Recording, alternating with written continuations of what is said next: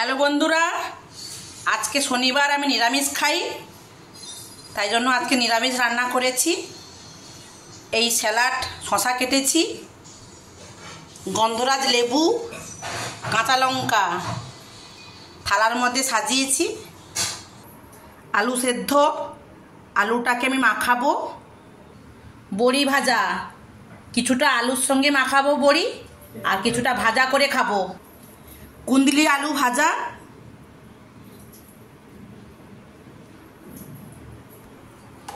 মুগের ডাল, গন্ধরাজ লেবু দিয়ে যা খেতে লাগবে মুগের ডাল।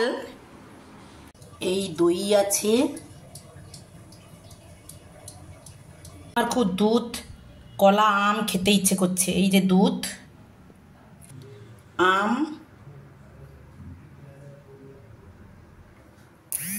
কলা, দইও আছে। শেষ থালাতে পাঁপড় ভাজা, অনেক ভেজেছি পাঁপড়, শেষে মিষ্টি। আপনারা কে কী খেলেন প্লিজ কমেন্ট করে জানাবেন।